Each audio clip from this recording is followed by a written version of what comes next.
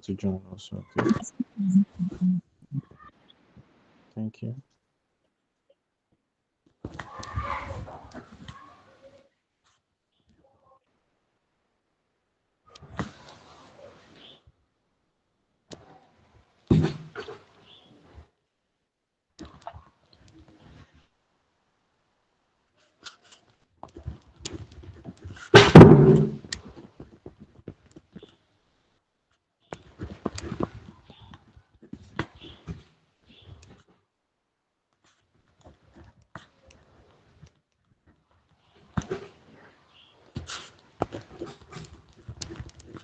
Who is this? Ah,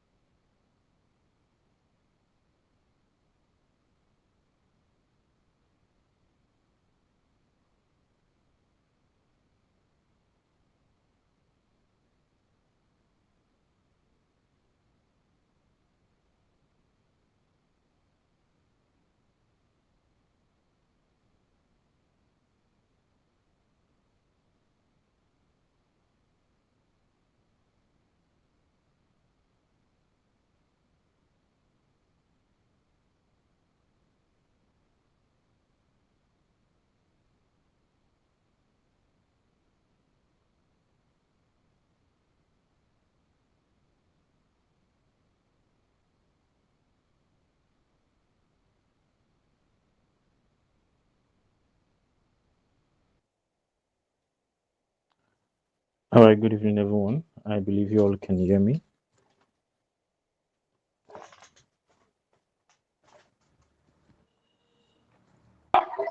Yes, good evening, sir.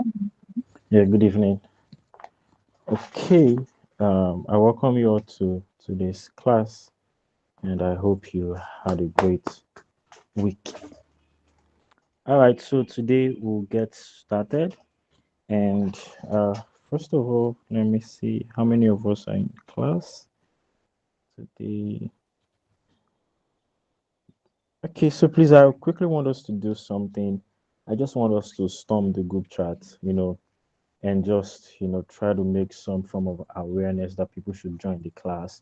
If it was an impactful one for you last week, which I believe it was, and today it's going to be super impactful. So I just want us to just drop a message. Class is going on. Let people just know that we are not here to play, that we actually what learning. Okay, so just drop a message. Let's see the first person to drop a message. Perhaps there might be a gift for the person. I don't know. But let's just drop a message and let's encourage others to join. Thank you so much.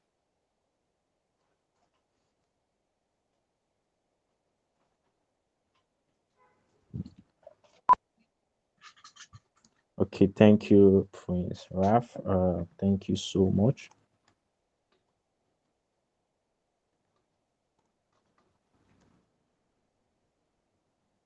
Okay, thank you. I can see.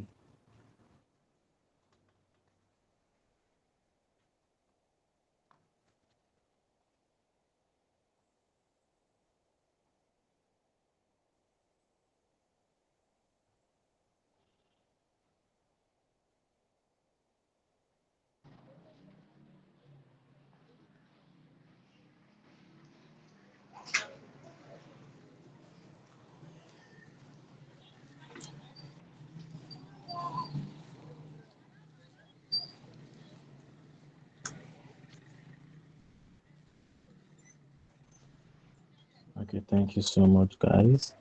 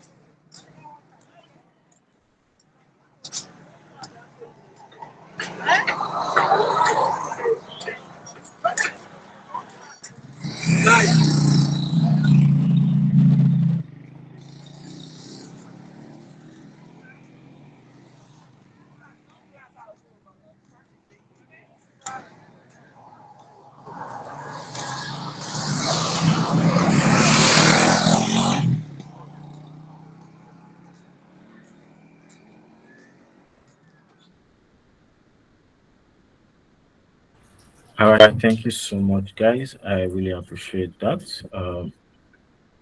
Okay, please confirm you can hear me. I just had to switch my device. Just want to be sure that every one of us can hear me. One on one, I can hear you, sir. All right, thank you. So let's get started.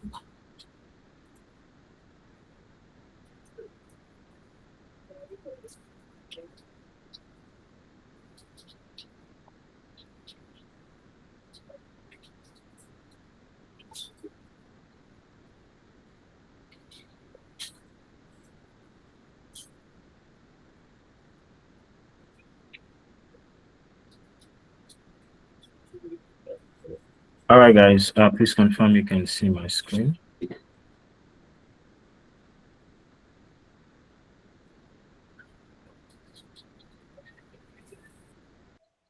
Yeah, it's very clear. Networking for cybersecurity. All right, thank you so much for that. All right, guys. Welcome once again, and we'll get started because time is not on our side, so we need to get um, really started. Okay, so today we want to look at a very important topic in the world of cybersecurity, and this is a topic that cannot be overemphasized. It's something that we usually tell people who are transitioning into security that if you can understand this concept, this topic called networking, you're good to go because everything about cybersecurity actually revolves around networking. And I would recommend some movies that you should watch that should open your eyes to see how networking is important. Lest I forget, the name of the movie is Amateur, Amateur by Rami Malek, the guy that acted Mr. Robot. So if you're interested, you can watch Mr. Robot. It's actually a hacking series. It's very interesting to open up your mind to the world of cybersecurity and how things really happen. Okay, so today we want to start off with networking for cybersecurity, and what we'll cover today, we'll see what is a network, IP addresses, TCP versus UDP. We'll understand what is the difference between HTTP and what is what HTTPS. Okay, before we proceed, I just want to hear from one or two persons. Like you've heard of the word network, but I just want to hear what does anyone have an understanding of what networking is? Network.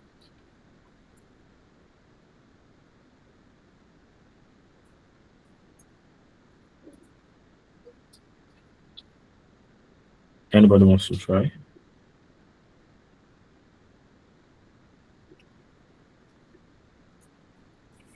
Okay, in the absence of nobody, okay.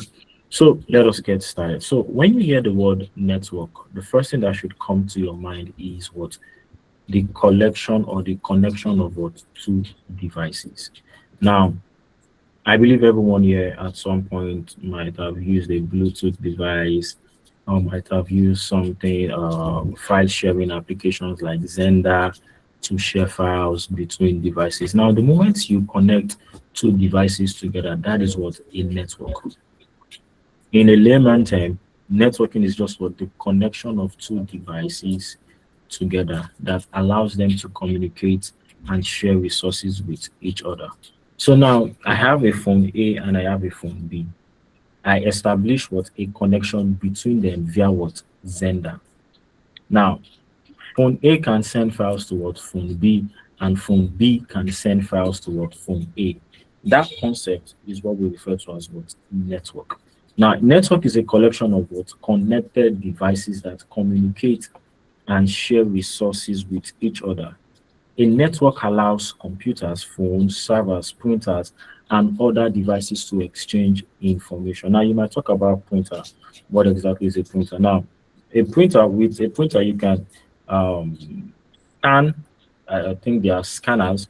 There are some printers that have scanners. You can scan a PDF material, and for some reason you find it on your laptop. You can send a file from your laptop wirelessly to a printer and it gets printed out.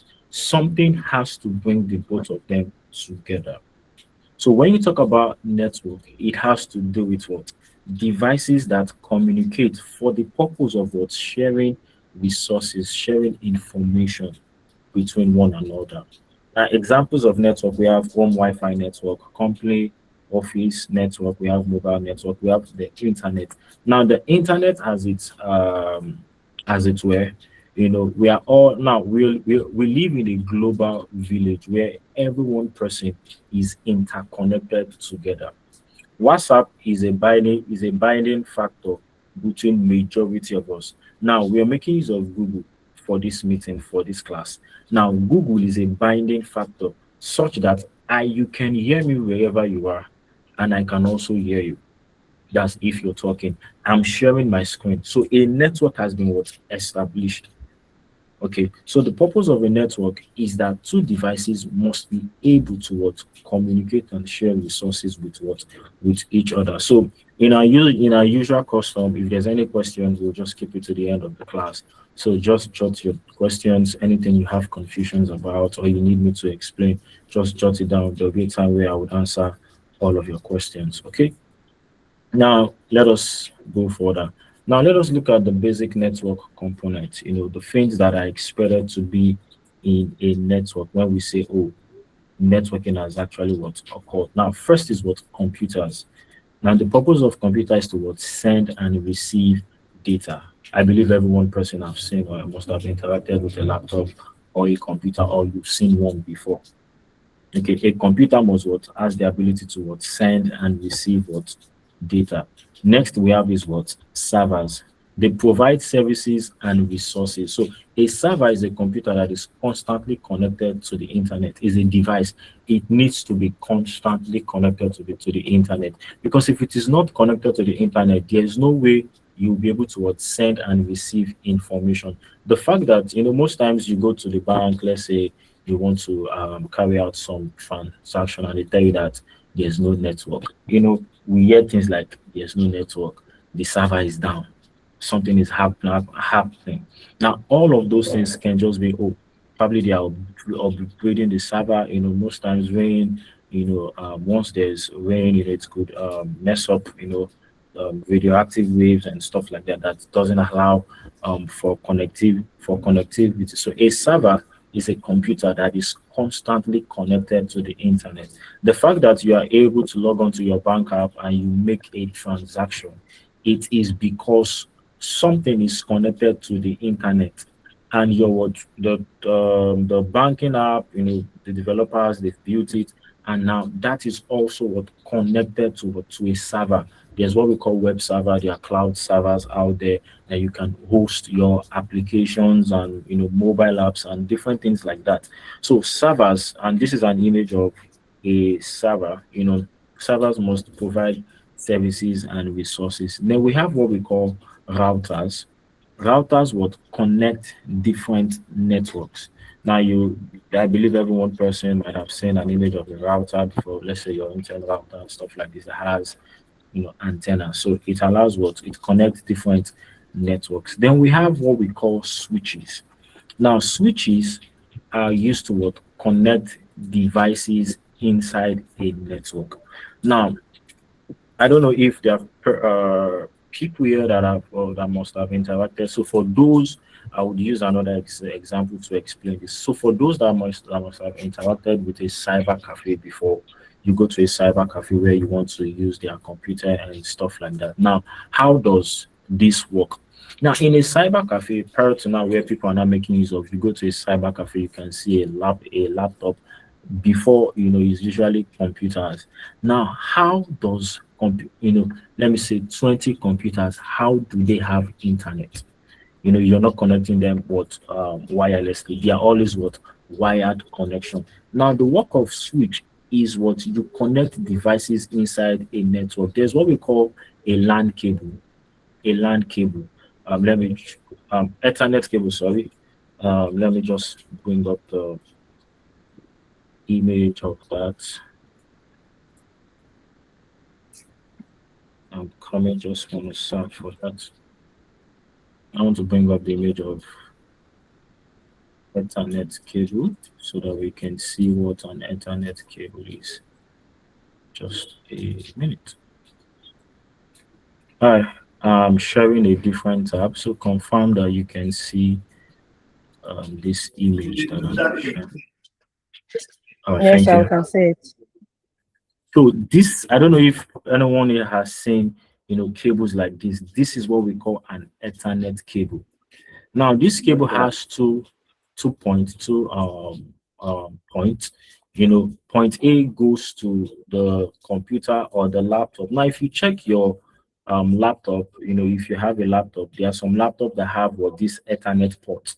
It has an Ethernet port. Once you connect this and you have a router that also has an Ethernet port, you would automatically would have internet access. And that's what the likes of Cyber Cafe, that is what they do. So one end goes to the computer and the other end goes to the to the switch.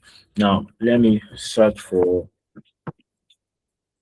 uh, switches so you can see it's much more so that it can be okay. Let me network.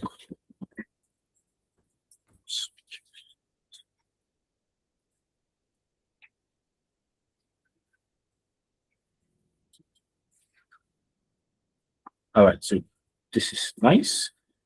So let me see. Let me bring I think yeah, this is okay. Now, as you can see, this is the Ethernet port, and all of these switch are usually numbered. So you have number one and the likes, you number them. Now, from the computer, one you connect the plug, the Ethernet cable to the computer, and the other end is coming to what to the back of this switch. And the main purpose is to be able to what forward data to what that computer via the switch. So it is coming from the router to the switch, then to the what computer. It is coming from the router to the switch and to the computer. Now you have uh, a central point, which is, let's say you have a router in your house and you have 10 different devices. Now, this switch is connected to the router. Okay, it is connected to the router. And from the switch, you connect each of the devices, each of the laptops to the back of the switch. And once you do that, you are able to forward traffic, to forward data from this switch to any of those what devices. Now, take for instance, and let me use another example. There are some extension, some socket extension that has individual switch for each port, individual switch. Now, let's say there are extensions that have just one switch that controls everything. Okay, once you turn it off, means none of those ports would be working. I hope the ladies are able to grasp what I'm trying to say. None of those ports will be working. Well, those individual ones, it's just like the switch, the switch at the wall of your house. That's basically what I'm trying to say. If you turn it off, it's just that one point. That one point. Once you turn it off, power wouldn't supply to that particular switch. Once you turn it on, power comes in. So that is the same thing with this same switch. Once you connect the computer, the other end of the Ethernet cable to the computer and the other end to the switch, you now determine, which laptop can get what data, which laptop can get what data. So you determine, you can ascertain, you can determine which laptop can get access to what data, and that's basically the work of what switch. So you can see network cables connected in.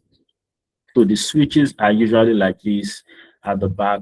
You can have multiple, so you can have different switch that has, depending on the model of the switch that is being used. Okay, depending on the model of the switch that is being used, you'll find it like this. Okay, that's basically what a switch looks like. That's basically what a switch looks like. So you can see it. If you let me see if I can zoom it a bit. Okay, perfect. So you can see this is a printer. This is a computer. A computer is connected to this guy. Then this guy is connected to this what switch. Okay, this computer will be connected to this switch. So these are the ports of this switch, each of them, each of these switch. Okay, so basically that is what switches are. Then we have what firewalls. Firewalls control network traffic. Firewall is that entity that filters out traffic, incoming and outgoing traffic. Let's just keep it at that, because in the latter part of this class, I'll be stressing more on firewall. So let's just keep it at that. Then we have what AP called, what we usually called access point, which provide wireless connectivity.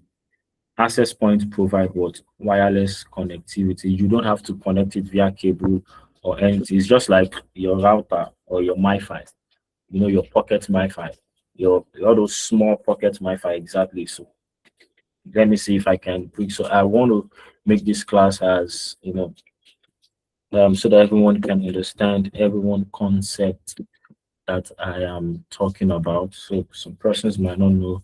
So let me share. So this is what I mean by pocket MiFi. Those small empty. This is exactly what a Wi-Fi is. So you can see that connecting to this Wi-Fi is what wirelessly. You don't have to use cables, even though you can use cables. So for access points, it provides what wireless connectivity. Okay, it provides what wireless connectivity. All right, let us go over to the next, which is what why cybersecurity professionals need networking knowledge. Now, networking is a career on its own that you can spend years. You can spend a year trying to learn networking. You can become a network engineer. Networking is broad. It is wider and it is amazing because it's a career path on its own, but it is also needed in cyber security. Every one person, one skilled hacker that how that does amazing stuff, they all understand the concept of what networking. And the reason is because cyber security is about protecting communication and systems. So you need to understand how data travels. Now, take for instance, let me say you ordered for an item from Temu or Jumia or Amazon. Now, those items before let's say the item was coming from outside Nigeria, and it got delivered to you. I know that many of you are not necessarily interested as to the route or the location or how this item got to you. Your own concern is that let this package get to me. You are not concerned about that. I believe 100% of us here are not concerned about how that package. So I'm beginning to use networking terms. So how that package got to you, you are not concerned about that. But in networking, we are concerned about how that package, how we got to its destination, where did it take, at what point, because anything can happen. Anything can happen. Now in networking, now take for instance, let me say there was a cyber crime and they want to investigate. Let me say money was moved from one place to another. Now, what are the security professionals? What are they going to do? They start tracing, where the money started from. Who was the originator of the money? Who sent this money from where? Where did it go to? How did it get there? And once they begin to trace all of those things, they can see, different things. Oh, this money got to John Peter. From John Peter withdrew part of the money and sent it to Michael Johnson. All of those things. We try to track the route, everything. We try to track the processes, the route, the location, every one single thing, just to be sure that what nobody is eavesdropping or on our devices, or packet did not get missing. So now there are what we call packets. Packets are known as what data. Packets are like activities that are going on. Now take for instance, you might want to see if you might want to see activities that are going on a device or on the network. So we call, or we refer to those things as what, as packets. Okay, I think I'll be giving an example of that shortly. Now, networking is super important in cyber security. It is extremely important. Extremely important. This is one of the core things in cyber security. Why? Because hackers or attackers, they understand this. If they want to move data from one place to another, how do they move it such that people cannot see who moved it at what point in time? And ability to cover your tracks. Now, attackers often exploit network weaknesses, open ports, misconfigured devices, weak protocols, poor access controls. A security professional must understand how data moves. So it is your responsibility to understand how data moves. You must understand, where did this data go to? How did it get to where it got to? So there's usually a source and destination. Data is coming from somewhere. It is needed to get to a destination. Did it actually get to that destination? Okay. Those are the things cybersecurity professionals are interested in. Where attacks happen, how to detect suspicious activity. Now, take for instance, now you have, or let me say you're an IT head in your organization, and for some reason you notice that the website is slow, and you're wondering, why is our website slow?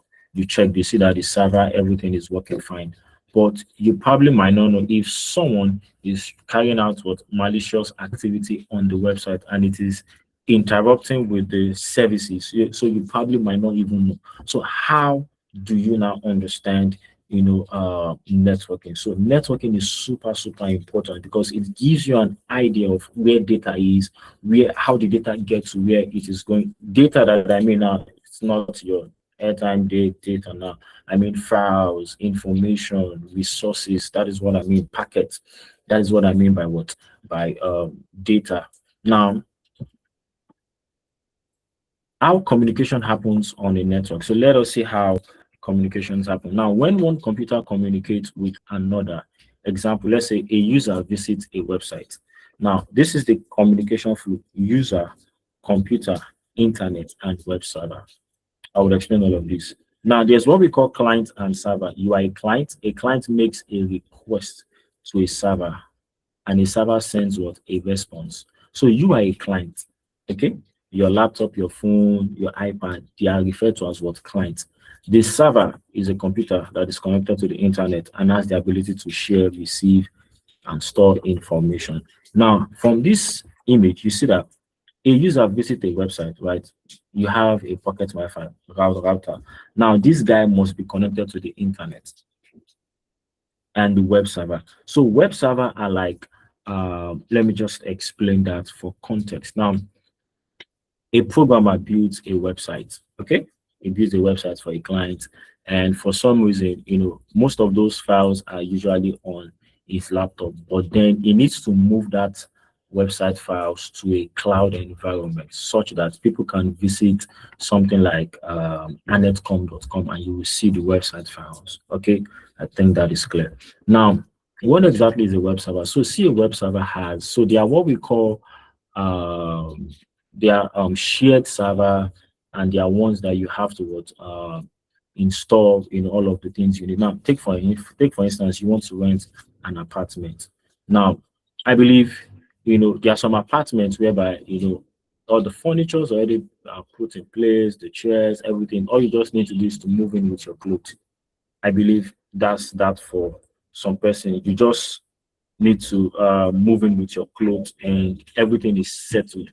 Okay, or take for instance, an empty warehouse. Now you really want to paint, let's say, an abandoned warehouse, and you want to buy that warehouse. You'll be the one to paint the warehouse. You'll be the one to fix everything there. You do the washing, you do the painting, all of those things. You are the one that will do all of those things. So there are servers, there are web servers that all of these things have already been configured by the what? By the server. All you just need to do is to move your website files. Your website files now are the codes, the images, the database that the programmer has already built. So he just uploads them to the server. Everything already configured by the server. But there are servers that you just pay for the space.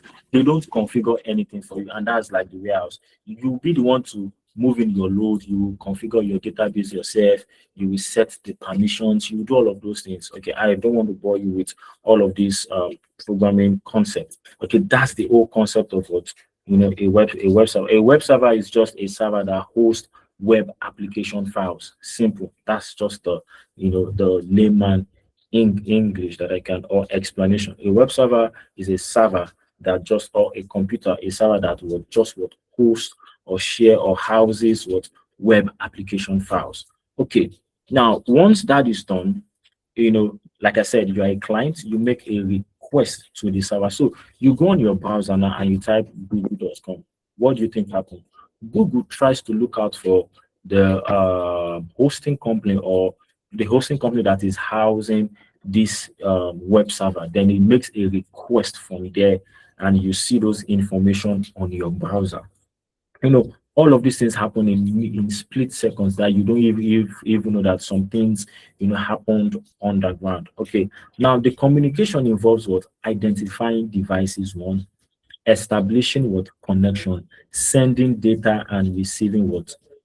Responses. Okay, now the moment your browser locates, it's just like now, let me paint this scenario. Now let's say we are looking for someone in a particular estate. Okay, now, and this is what your browser does. Why? Because there are thousands of what?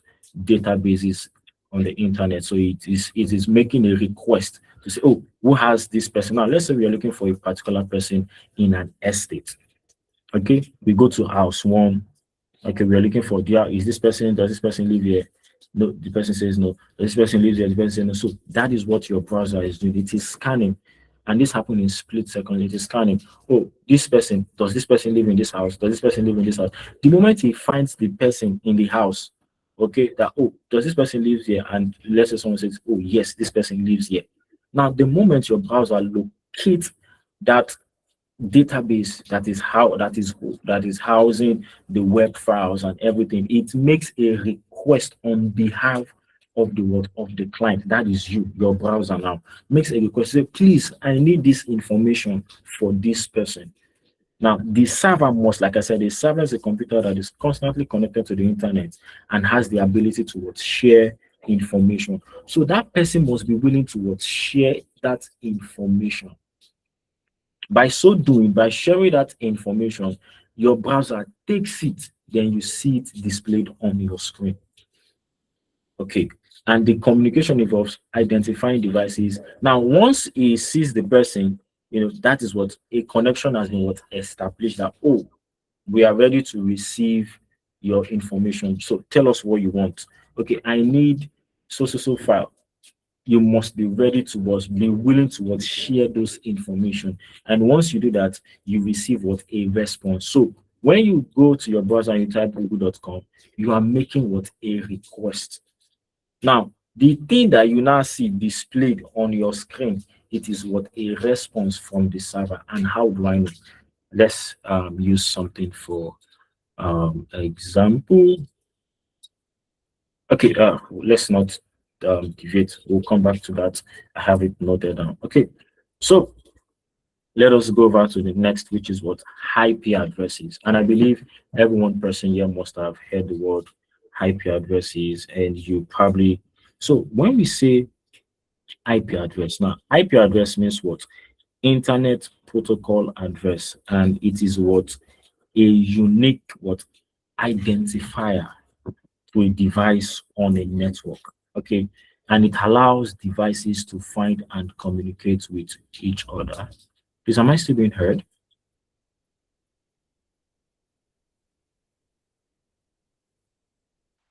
Yes, Oh, sir. Five okay. on five. Okay, thank you. Now, when we say IP address is that number that we use in identifying devices. Okay.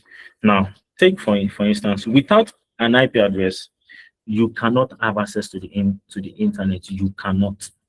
So it is that IP address that we use in knowing, oh, this person, this is this person, this is this person. Okay. Now there's what we call ISP. ISP means what? Internet service provider. Internet service provider. ISP just means your MTN, Airtel, Starlink, Glue, and the likes. They are all considered as what? ISP. Now, it allows devices to what? One, find.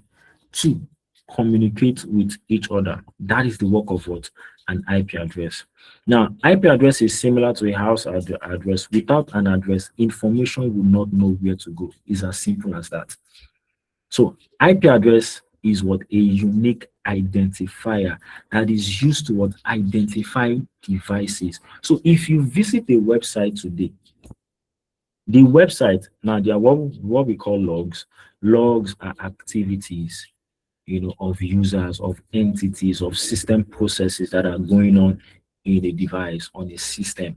Now it is stored on the log of that website that, oh, this so IP address visited this website. So anything you do, okay, is, so any website you visit, let me just be blunt with you, with everyone. I think I will be very blunt and honest with every one person. So anything you do, everything you do is recorded. Now you hear them say the internet does not forget. You can narrow it down to many factors, but this is also a factor. Why? Because now if you visit a website, now there's what we call, like I think I said that in the last class, your digital footprint. Okay, your digital footprint. Now, take for instance, we want to, let's say you go to somewhere now, and Okay, let me just use an example. Let's say a boy went to somewhere, a guy went to somewhere, and also probably he didn't go. Okay, they claimed he went to somewhere and there was a murder or there was a theft activity in that place, and someone said they saw him there and it was like, and the police came around to arrest him.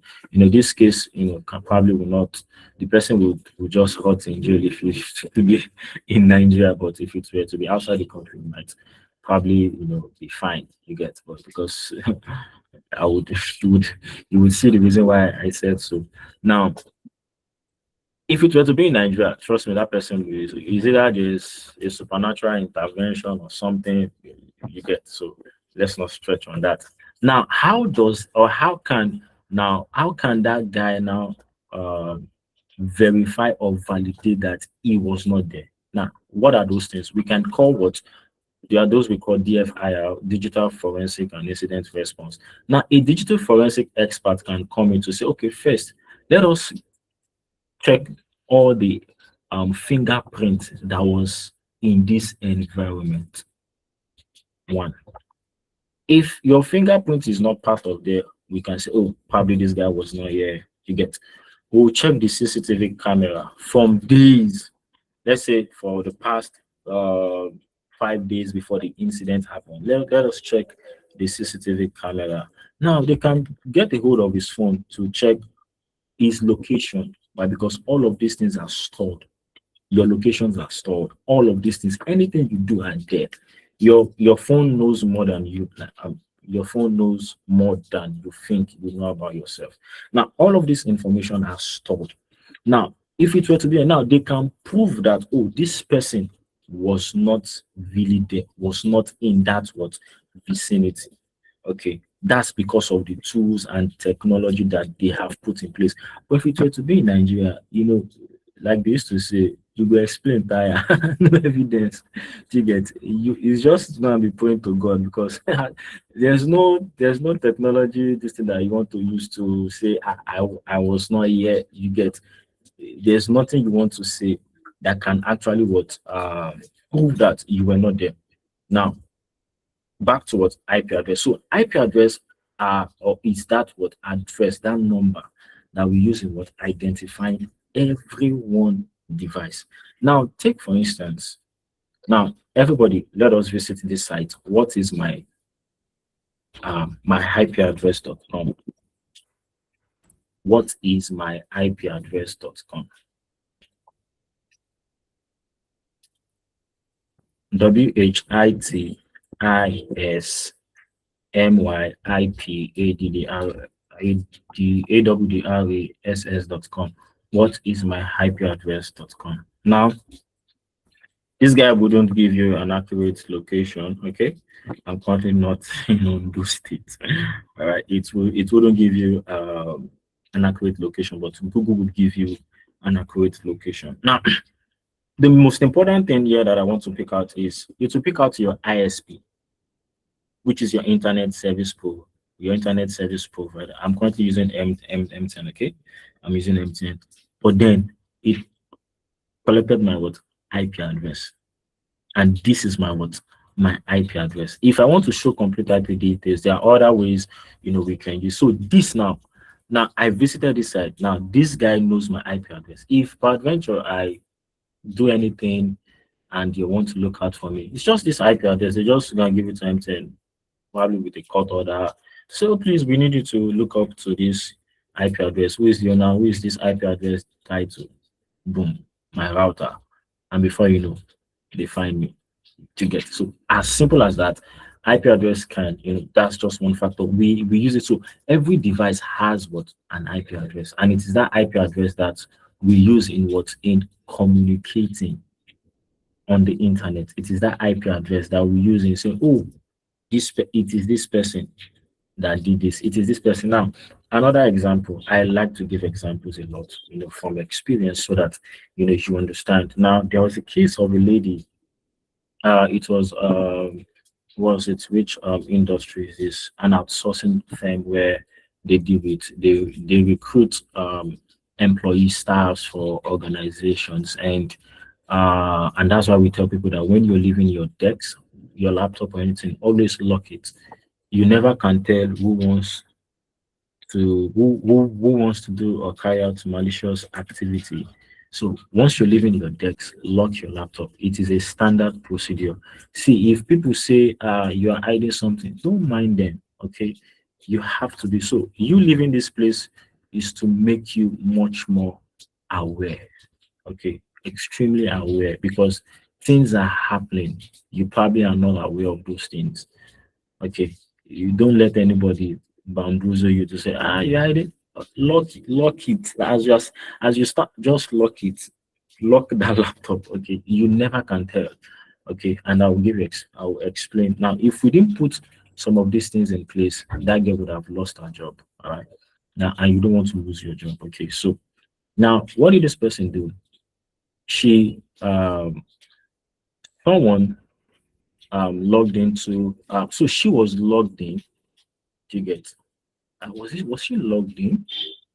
And I think the girl saw her password when she was trying to log in. And that's why we tell people, once we create an account for you, we give you like a default password. We are expected to change that default password to something else. So the default password can just be the first three letters of your first name, last name, and let me say your staff ID. You get just something like that that anybody can guess. So if you don't change it, anybody can log in into your account. So what we did, so I think the other friend, logged in. I think the other lady, that's Lady A and Lady B, had someone that she wanted to, it's just like there was a job opening, so she shared it to one of her friend and she said, you just, sign up. I would see how I can make you, get a job and stuff like that. So she didn't want to initiate the approval of that job or, inviting the person for interview and onboarding from her own account.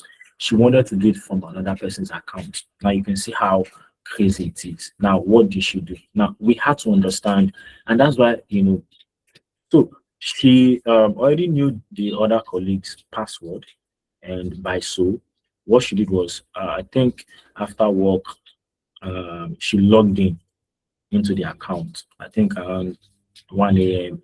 and initiated the processes of that other friend, invited for onboarding and everything. And when they looked at it, that this person, we are not, from the HR are like, we are not inviting or we are not seeing, we've not made decision to hire anybody. So why is this person here? They couldn't understand. And when they check who initiated this, it was this lady. And the lady was like, man, I didn't do this, I didn't do that. And she was at the bridge of what, losing her job.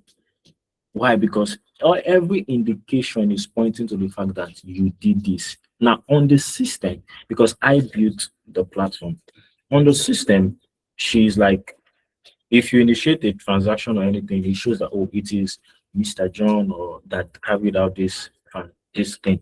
And in all sincerity, she was like, I didn't lose, I didn't do this, I didn't do that, and stuff like that.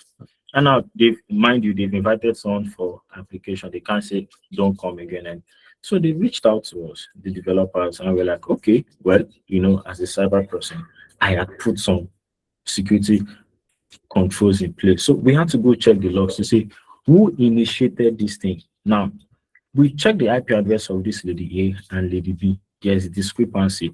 From consistent sake, over the years, this lady has been using this IP address. Now, who in the organization is using this same another IP address? Then we were able to narrow it down to what the other lady. And as a cyber person, I carried out information gathering to say, okay, what is the relationship between this person and this other person? Got so good. I found pictures on the internet about the two of them. I'm like, okay, so there's a connection between these two persons.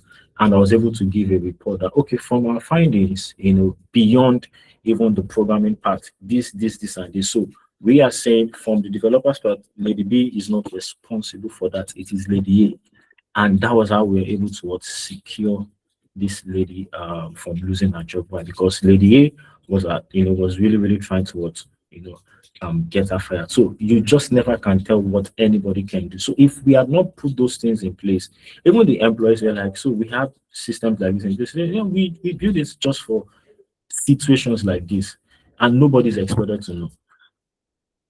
because if you're no, and that's how we catch criminals. And so you never can tell what security protocols have been put in place in the organization where you work. So you just have to be careful. All right. I'm not teaching you to say you should don't do bad thing. Okay. So that's about IP addresses. Okay, now let us look at types of IP address. We have what we call IPv4, which is what Internet Protocol version 4, which is the most commonly used IP addressing system. Example, you see things like 192.168. So it's usually like this. If you have a pocket Wi-Fi or a router, you will find something like 192.168.0.1 or .1.0, stuff like that. Now it makes use of what 32 bits and approximately can serve 4.3 can we can only make use of about 4.3 billion addresses. Now the world is over 8 billion. We are over 8 billion in population now, so IPv4 cannot serve us again, and that's what led to the creation of what IPv6. Okay, because I mean 4.3 billion, that's 1 point is already the whole of China. You get so the rest of the world. So what else do we now use? Okay, and that's why IPv6 was created, because IPv4 addresses were running out. So the exhaustion of what IPv4 led to the creation of what IPv6. An example of IPv6 is, you see IP address like this. So it provides more addresses, better efficiency, improved security features, and this can, I mean, 10 years from now, we probably might not have exhausted this IPv6. So these are the two types of IP address: IPv4, Internet Protocol version 4, and IPv6, Internet Protocol version 6. Okay. Now let us talk about public versus private IP addresses. Okay. Now, if I'm not boring you, can I get some emojis or something if you're enjoying the class?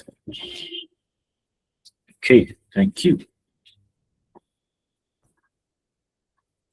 So if you have any questions, like I said, just keep it at the end of the class.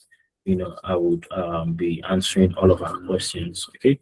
So public versus private IP address. So let us look at what is a public IP address and what is a private IP address. Now, public IP address is an address that is visible in something like this.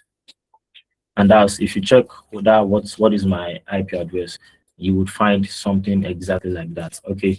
It is usually assigned by your ISP, your internet service provider, the likes of MTN, Airtel, Glo. They usually assign these IP addresses. And what is it used for? It is used for what?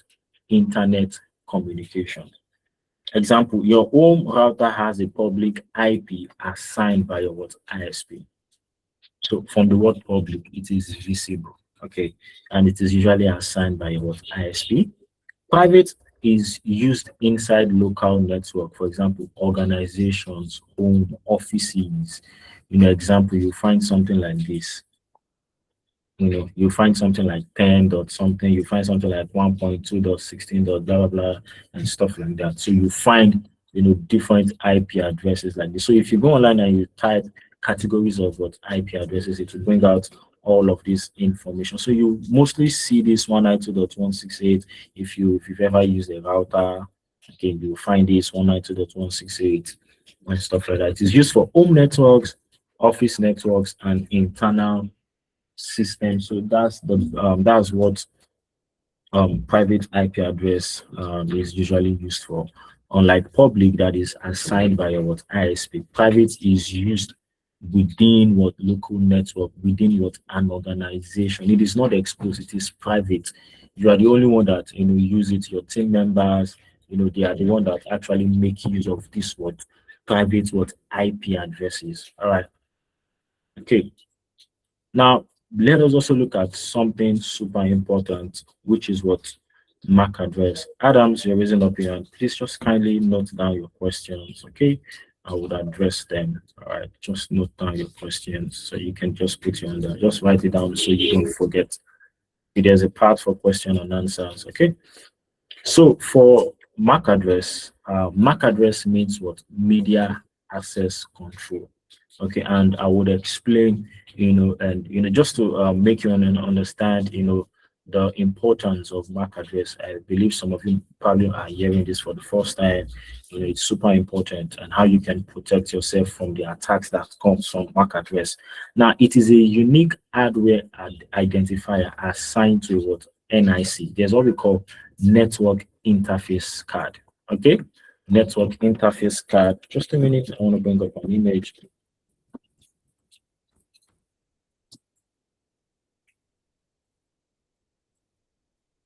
A network interface card. All right, share this stuff.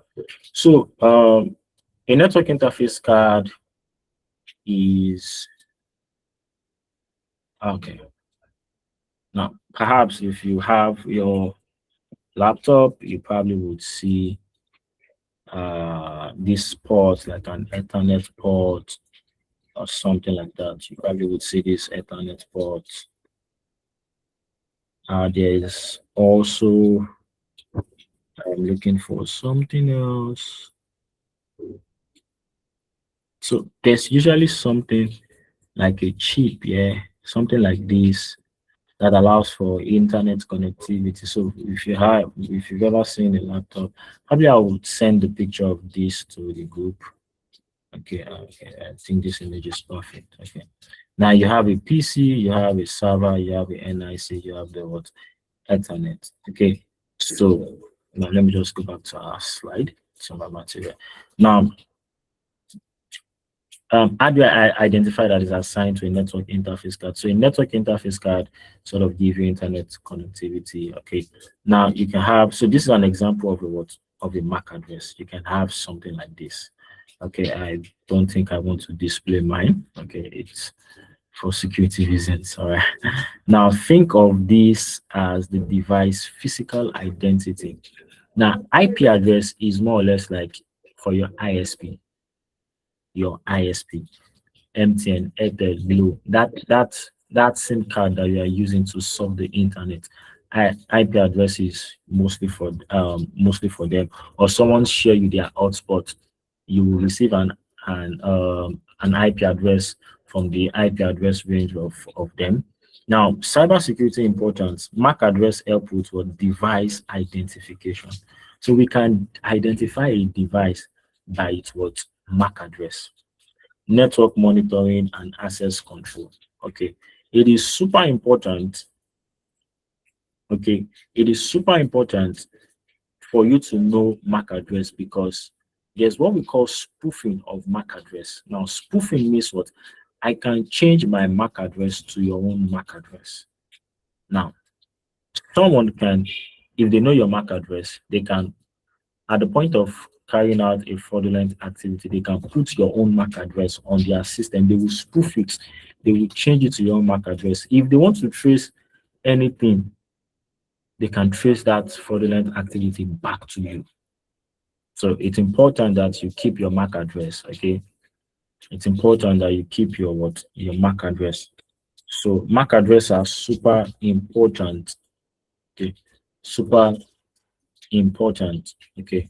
So MAC spoofing, device impersonation. Attackers may perform what device impersonation. By them knowing your MAC address, they can what impersonate you.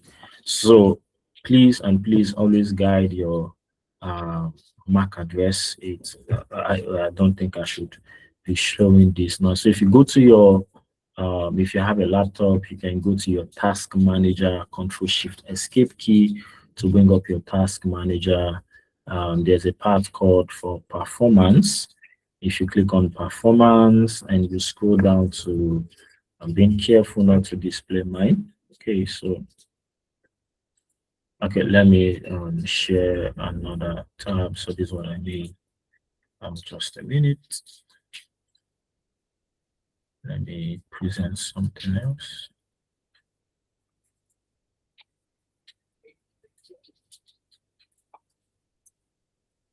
So this is my, so you just come to this part and you will find all of this. I hope nothing is being displayed here. Okay, nothing is displayed. So you find, from all of these Ethernets, if you click any of them, and you scroll down, you would see your MAC address and you also see your IP address there. So task manager, yeah, that would it will pop up, it will bring up all of this information for you. It will bring it up. So I wouldn't be showing that for security reasons. So you can check that for your own self if you have a laptop. And for phone, would see I think there should be a way to check for your phone also device information. I'll just drop a guide on that probably after the class for phone. So always keep your MAC address is super important. Now IP address, logical address, and this one is for what? Physical address. IP address can change. MAC address is usually what? Permanent, because that's what the hardware is, just like your IMEI. You know, let me not use too much English, okay? IMEI is also like an identification number for your phone. So MAC address is usually permanent for us to know. It's more or less like a label. It's just like a label you give to every device, every hardware that you can use in that. Oh, if you want to check, oh, who built this, we can from the MAC address we can know. So the MAC address is just like an hardware identifier that is used in identifying what a device. That's basically what a MAC address is. Okay, we also have what for IP address, it is used across networks. While MAC address is used within local networks. IP address is usually software based, while MAC address is what is hardware based. Okay. Now for NIC, like I said, is a hardware component that allows a device, computer, your server to be able to work to connect to a network. That thing that gives you what internet activity. That's what your NIC, network interface card. Okay, now we want to look at another concept, which is what DNS. DNS means domain name system. It means what? Domain name system. Now, what DNS does is it converts domain name to what? IP addresses. Now, humans prefer google.com, computer use 142.250.190.14. Now, what does this mean? Now, take for instance, you want to save my number. Okay, if I ask, let me see, is there anybody that knows up to 100 phone numbers? I probably might not even see a hand. Or let me just say 20. I probably might not see a hand that knows 20 phone numbers, or perhaps there is, or if there's going to be probably 1 out of 10 or a few. Okay, but if I ask, how many of you know different domain names like google.com, facebook.com, instagram.com? There are so many website names that Bet Ninja, all of you know them. Okay, it is easier to resonate. It is easier for you to remember those names than you remembering numbers.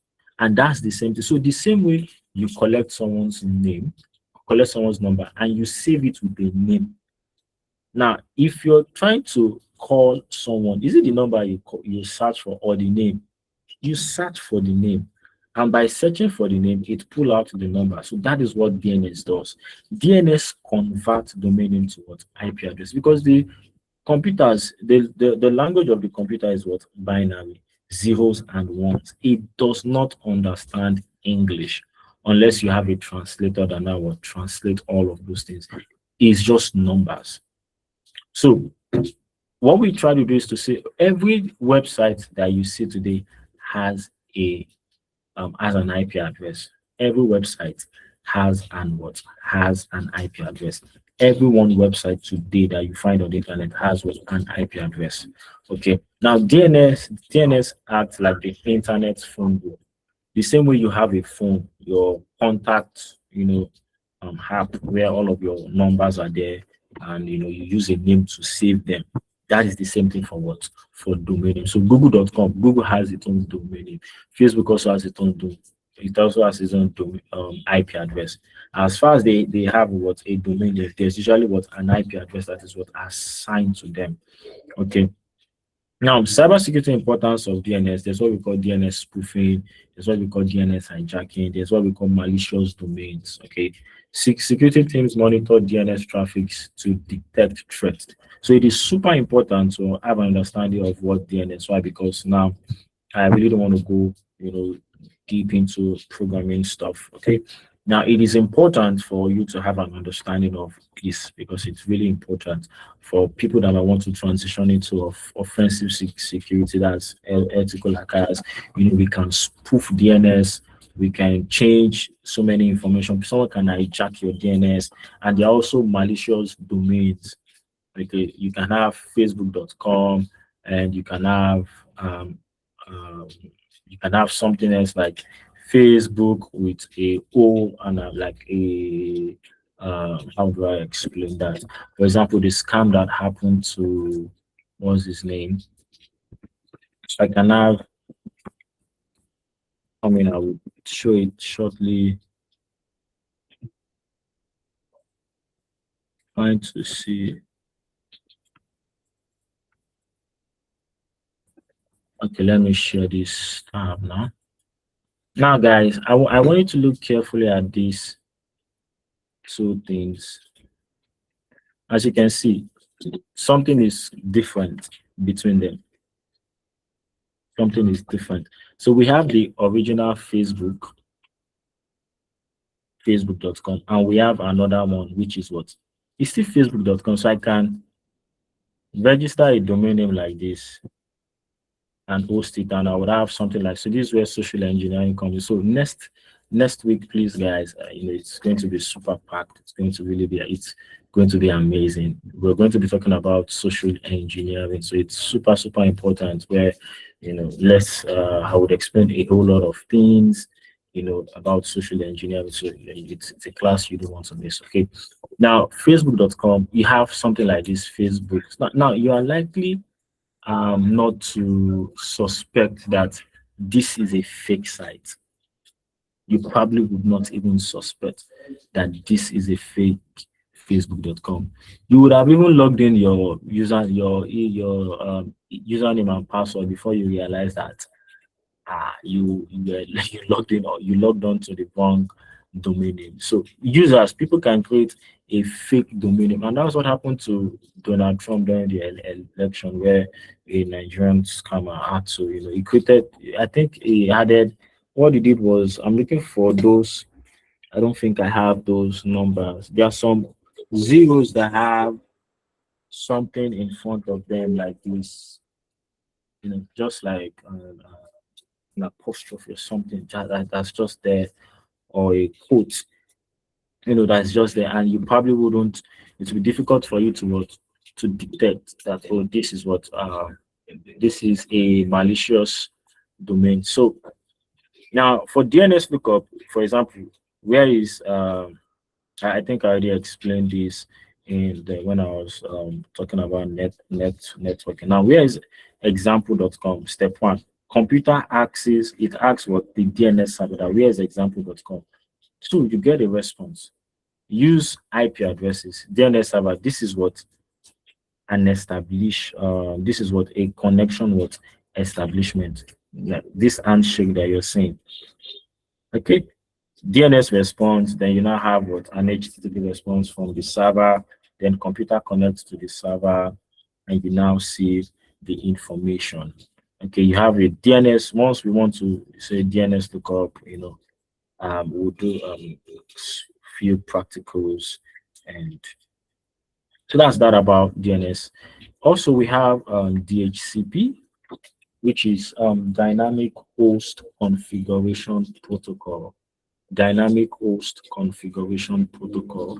Now, DHCP automatically assigns network settings to devices. It provides IP address, subnet mask, default gateway, DNS server. And without DHCP, every device would need manual configuration. Now, take for instance, you turn on your hotspot for me. Okay, and I need to do some manual things before I can have internet access. The moment you turn on your hotspot for me, my device is already assigned an IP address, and that IP address is what I will use to connect to the what to the internet. So now I think I need to log on to my routers. Just a minute. Let me log on to my router and show you how DHCP works.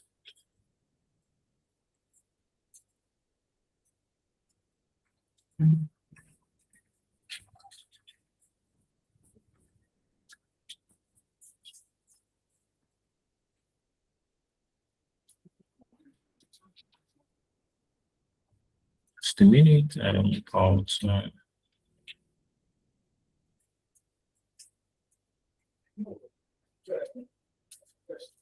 Okay, let me show you stuff. Okay, guys, you should be seeing my MTN. Oh, my MAC address is showing.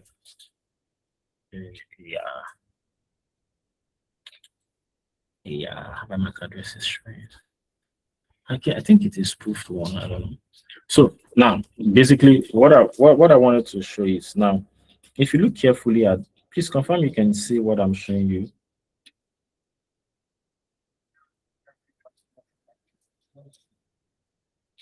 Hello, guys, confirm you can see the same thing. Okay, correct. Okay. Now, I have Acrylic and I have CyberJack. Two devices are connected. Okay, now I want to disconnect from one. Take note of the IP address 189.194. I will disconnect my phone. Automatically, it has disconnected. Okay, I would connect it back. Okay, let me connect my phone back to that. Just a minute. And now, can you see? It came back. Now, what DHCP does is that it assigns what IP address to devices automatically. The moment they connect to that device, what it assigns what IP addresses to them. I think it is in one of these advanced settings that I'll find DHCP. Yes, so this is DHCP.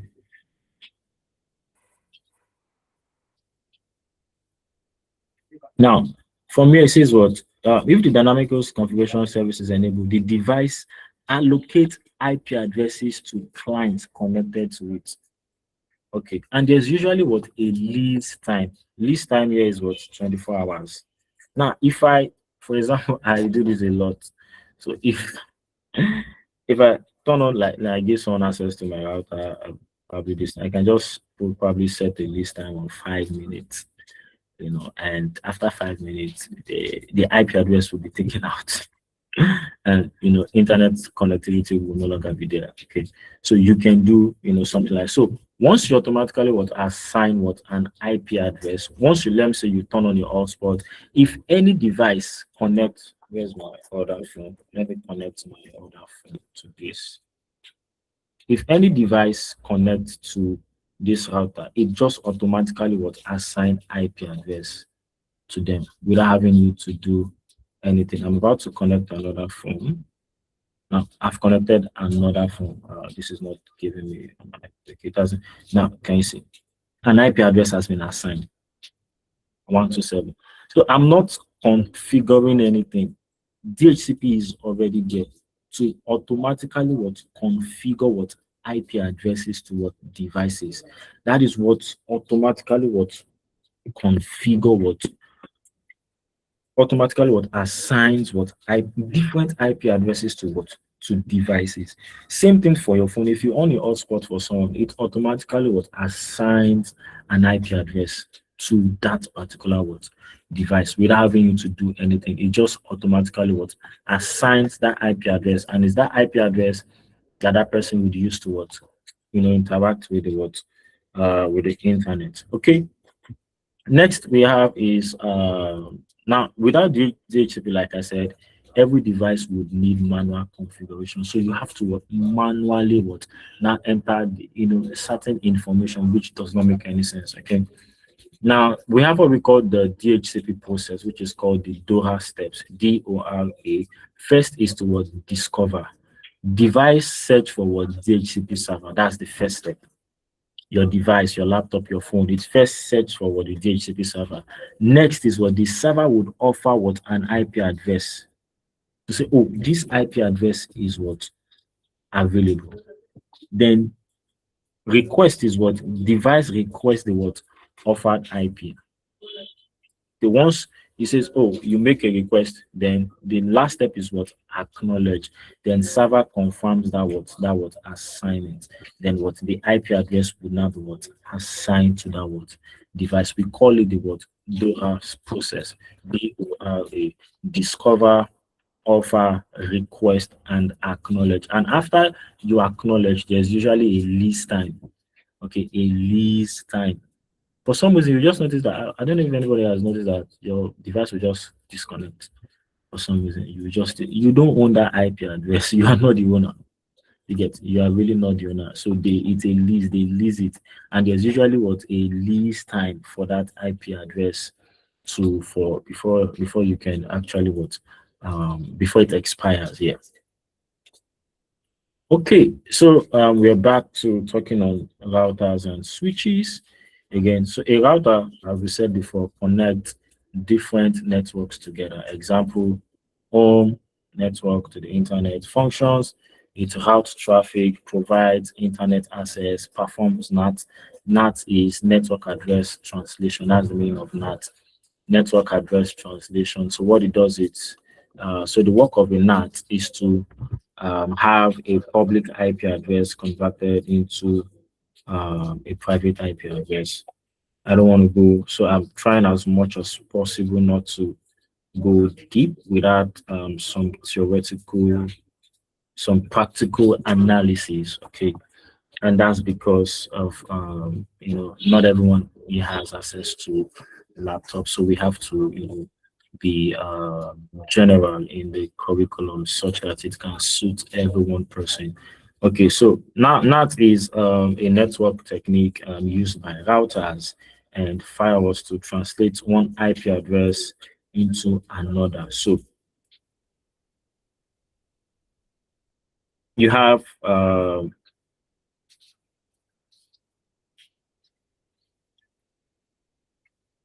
private IP address. So what NAT does is, it can hide your private IP address for you and just expose a different IP address. Then we have what a switch.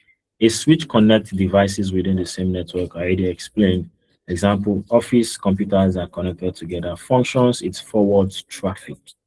Okay, it forwards traffic data packets. It learn MAC addresses and it reduce collisions. Okay, the work of this switch is such that each device would have its own data, its own packet, its own traffic. Okay, that's the work of this switch. And there wouldn't be, so for example, if you want to send a file to computer A, the file will only get to computer A, it will not get to computer B. Okay, it will not get to computer B. Now, different router connect networks which connect devices. So see switch as your extension, your multi-socket. That's what switch does. Router uses IP address, switch uses what? MAC address. So there's what we call LAN, large area network. Connect LAN to internet, and why switch builds LAN. Okay, next is, so a router connect different networks together. Example, so this is what a router will do for you. And this is switch, connect devices within the same network. So it will connect different devices together. Okay. Now let us talk about firewalls. Okay, so what are firewalls? A firewall is a security device that controls incoming and outgoing traffic. So see firewall as the door in your house now. Now, when the door is open, anybody can come in. That's basically what you're trying to say. Anything can come in. Anybody can go out. But once that door is closed, you filter who can come in and who can go out. That's the whole concept of firewall. It decides what traffic is allowed and what traffic is blocked. Who can have access to what and who cannot have access to what. That's basically what a firewall. You filter incoming and outgoing what traffic. So for example, now if I don't want you to be able to use ChatGPT on your laptop within the organization, I can block ChatGPT out of it so that you will not be able to use ChatGPT. Now, types of firewall, we have network firewalls. It protects the entire network. For example, complete firewall. So organizations put firewall in place just to be able to block or filter what malicious what activities that are going on. Host firewall, this protects individual devices. For example, Windows Defender. Those of you that have a laptop, you have an inbuilt, will I call it an antivirus called Windows Defender. You have it there.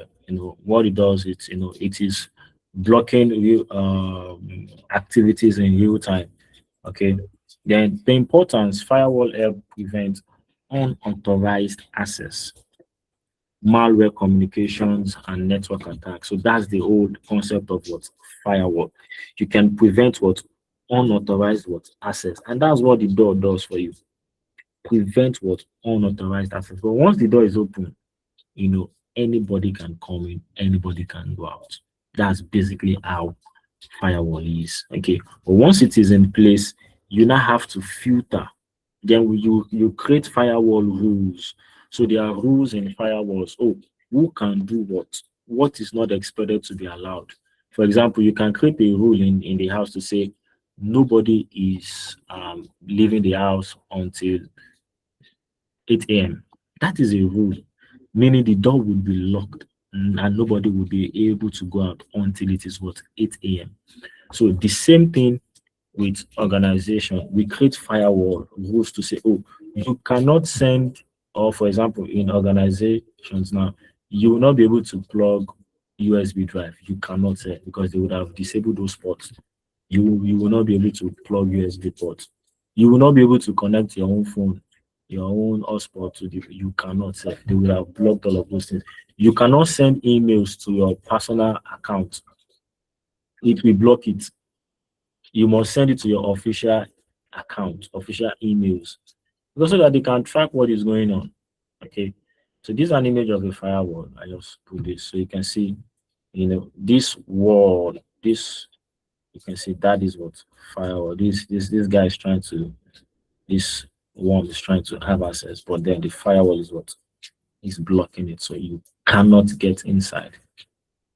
Okay. So now let's talk about VPNs. I believe many of us have used VPN, and I will demystify some um, misconception and some things that you think VPN does for you, but they actually expose you.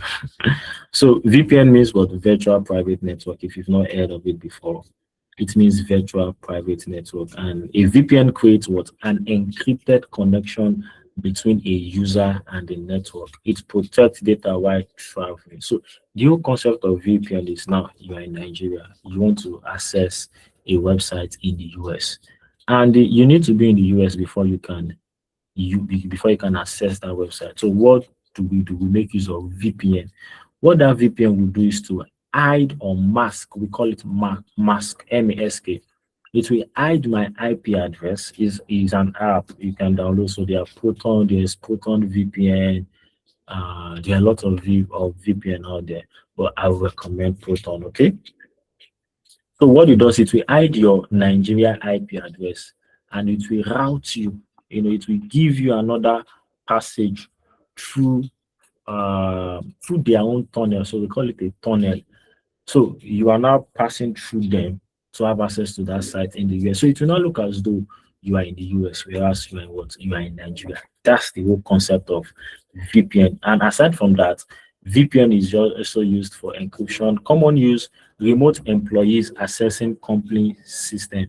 So companies, let's say I'm in Nigeria and I'm working in USA. I work remotely. Now I want to have access to the company system. Okay, I need to use a VPN such that communication is within a controllable environment. Now, it protects users on public Wi-Fi. Now, if you ever want to connect to a public Wi-Fi, please just make use of what VPN so that it hides your information and protect you. Connecting branch office, so you can have branch A, branch B, they want to connect, communicate together. They also make use of what? VPN. Now, benefit of VPN is what? Encryption. Encryption, it protects data from what? Interception.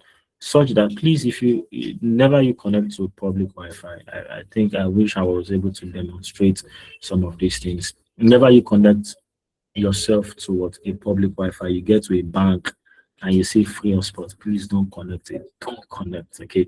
You get to the airport and you're seeing free internet. If you're going to, all right, just make use of a VPN. Reason is because anything not encrypted is open.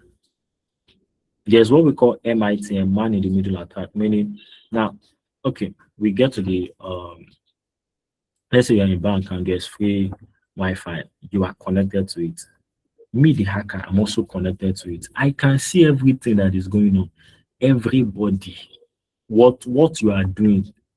Okay, I can see every one thing that you're doing, and I can intercept. Intercept is, I can modify things, I can change them. So you just have to be careful when you're on public Wi-Fi, or perhaps don't use it. Okay, it's super important because if a hacker is also sitting on that Wi-Fi with you, they could do a lot of stuff. So go see that movie Amateur. It would open your eyes to some of the things I'm saying. Privacy, it hides the user's public IP address. Okay. Now take note of something. It hides. So meaning they know who you are. Okay. That's what it means. They know who you are. It hides your what? Your Nigeria IP address. It will hide it for you. Okay. It will give you another IP address that will make the system know think that, oh, you're in the US whereas you're in Nigeria. Okay. Now secure access, it allows for remote connections. It allows you to remotely connect to what? Devices, infrastructures, and the likes. Okay. That's the whole essence of what? VPN. So the danger of VPN is that anything you do while using a VPN, the VPN provider knows them, knows everything. For example, now every site you visit, your internet service provider knows everything about you. Every site, anything you do, you get me? Anything you do, your ISP knows because they are the one providing you IP address, internet connectivity. So they are seeing what you're doing. At the end, they are on their end, they are seeing what you are doing. Anything you're doing, they are really, really what? Seeing every one thing that you're doing. Okay. Please, guys, just give me a minute while I get the attendance link. Just a minute, please.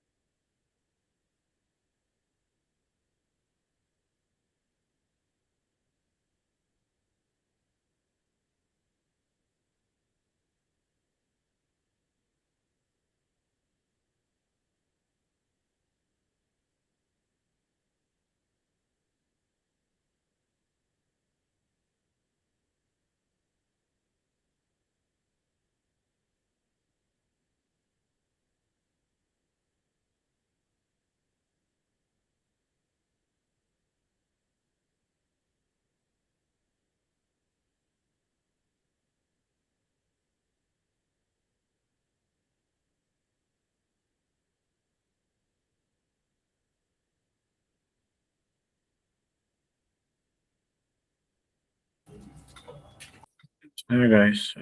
Thank you. So this is the attendance link. It will be open for 25 minutes. So please, if you're kind enough to drop it on the chat, on the group chat, thank you so much. Please, this is the attendance link. It will be open for the next 25 minutes.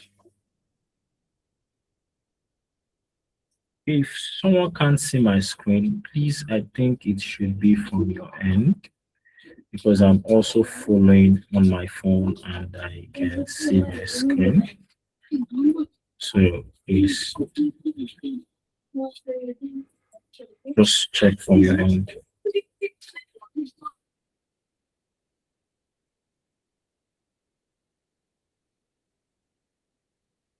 Alright guys, so let us continue. So I was saying about your ISP. Anything you do, they know what you're doing. They see everything you're doing from their end. So if you visit any site, they know what you're doing. They are seeing everything. So that's why we make use of what VPN. So that they just now once you make use of a VPN, now they don't know what they know that you are visiting a site, but they don't know the site you are visiting. They know you are surfing the internet, but they cannot now detect what you are doing. That is what VPN does for you. So it encrypts your information. So they don't even see. But now the VPN knows what you are doing. They know the site you're visiting, they know everything you're doing. So I'm always on VPNs. Like my VPN, everything I'm doing is always encrypted. So for we in security, anonymity for us is key, and privacy. We need to have access. How can you be, I know it's for them. So anything proprietary to, like for example, Google is a proprietary tool. I don't use Chrome. Okay, I don't use Google Chrome. I prefer to use Brave, okay, or Mozilla Firefox. Mozilla Firefox is a great browser that you can use for anonymity. Google, one of the companies I fear the most is Google. Okay, apart from God is Google. Those guys are scared of them. They know too much. Okay, so let's just keep it that. Okay, so I use Brave browser and I use Mozilla Firefox. Okay, so basically that's the whole essence of what VPN. It's what it encrypts you. It now looks as though you're in Nigeria, but then you're visiting information or services in the US. That's the whole work of what VPNs. Okay, I hope I'm not boring you guys. Networking is so crazy. It's so broad and it has a lot of concept, and it's important that you know some of these concepts. Okay, now now we'll soon be done. We just have like 3 slides to go, I think.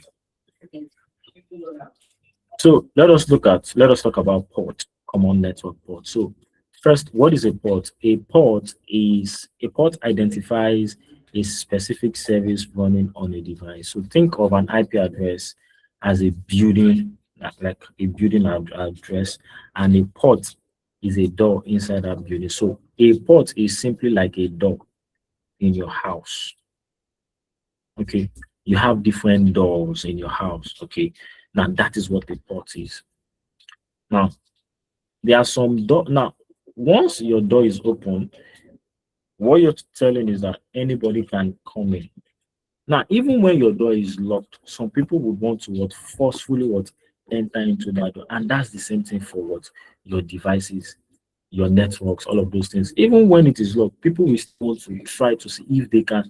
The more they try, if they can really penetrate, if they can really break through that particular door. So a port identifies a specific service running on a device, and we have different port number.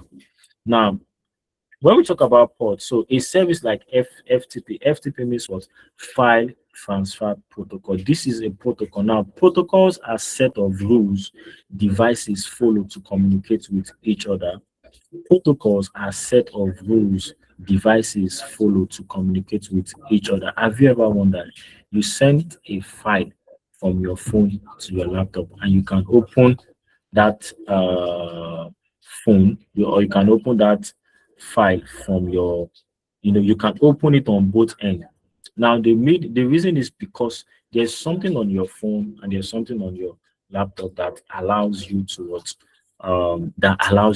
view those files. For example, if it's a JPG, JPG means is an image extension. If it's a PDF, so there's something on your phone. There's something also on your device, on your laptop, that allows you to view each of them. So, Eneji, please, see your hand is being raised up. Please just bear with me. You can jot down your questions. Time for question and answer. I will respond to everyone's question. Okay.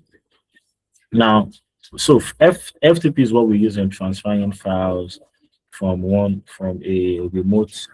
So, for example, now I can transfer a file on from my laptop to a cloud or to another environment. Okay, that's the work. And the port that is used to what that is associated with that service is usually what port 21. There is for DNS, it's like I said, domain name resolution. The port is what 53 for web traffic, that is HTTP. We'll see that shortly. I'll be explaining the both of them shortly. We have port 80, and for HTTPS, which is what the secure version, we have port 443. Okay, so what is you might ask port? What's the usefulness of port? Port are what are associated with what with services. So if I want to know if something is running on a lap or on a system, I check for the port. If that port is open, there are some ports that are not expected to be open. There are some ports that are expected to be closed, but then they are open. Now, once that port is open, it puts the old system, it puts the what's it called? It puts the device, the system, the network, at a great risk. Why? Because someone can get into that environment because that port is actually what is open. So just take for instance now your door is open. Now once your door is open, now that door is the port. Now services could now be like, oh, how many people live in this house? Oh, father, mother, and two children. You get father, mother, and two children. So you can now see that, oh, we can see that, oh, there is a service called father, there's a service called mother, all of these things. So port, like I said, protocols are what set of rules devices use in communicating with each other. So a port is like a door within within your house. And once that door is open, it puts, anything can come in and go in. So second to the last, let us talk about TCP and UDP. Okay, TCP and UDP. Please, if you're unable to mark attendance, use the same Gmail, the same email you make use of. Okay, thank you. Don't try to use another email. So those that have signed up, you probably will be able to make use of this to sign. These guys just give me a minute. I need to log into it.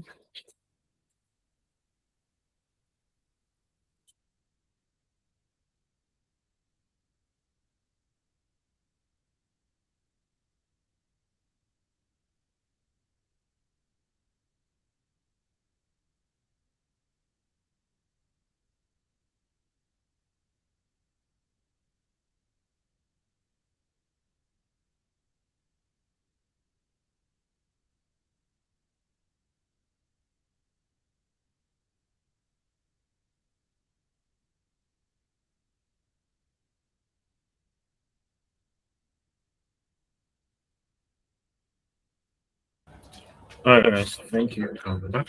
Okay, so now when we talk about TCP and UDP, these are also protocols. Now, TCP means what? Transmission Control Protocol, and UDP means what? User Datagram Protocol.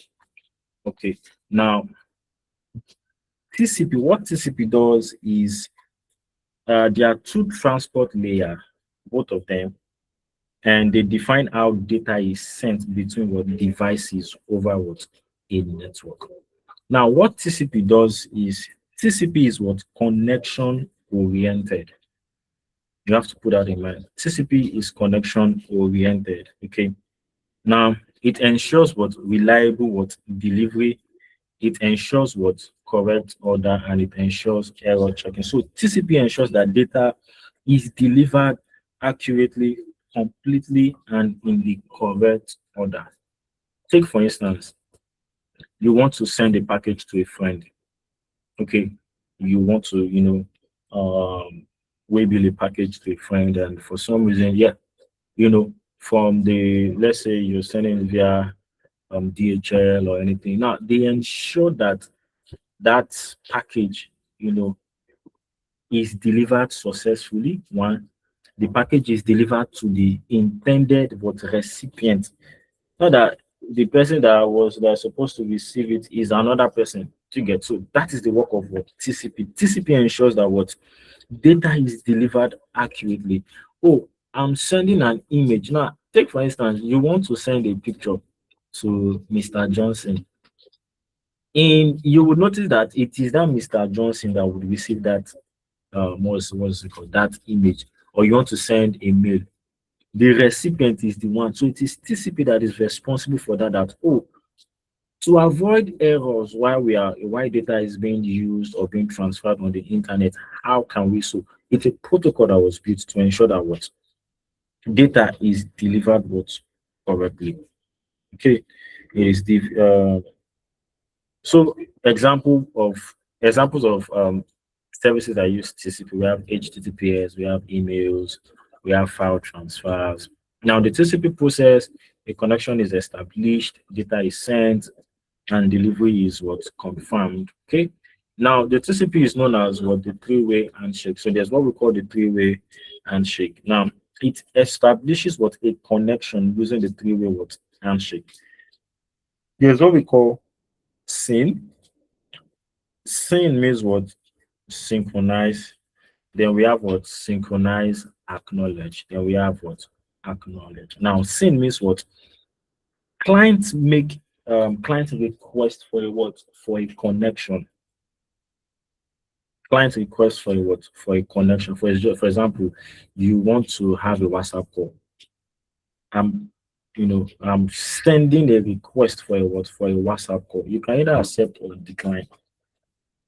Now, synchronize acknowledge means what server acknowledges what and agrees. Now, once that is done, so for me, I once I want to make a WhatsApp call, okay, the server, WhatsApp server now acknowledges that oh, this guy wants to make a take for WhatsApp call. Then the client confirms. So the three-way handshake it's just a connection between what a client and a server. Someone makes what a request for something, the other one agrees, and the other one confirms. First is synchronize. Client request what a connection. Synchronize acknowledge. The server what acknowledge and what and agrees that connection. The third is the what the client. The client now confirms this connection. We call that what the three-way handshake. So next is the what UDP. UDP is what user datagram protocol. It is connectionless. It focuses on speed, low delay. An example of UDP where UDP is used in what is online gaming, video streaming, and DNS. Now take for instance, you have and UDP is faster than TCP though. TCP is slow, UDP is very fast. Now take for instance, you're streaming something on YouTube. Now, once you're streaming, have you ever wondered that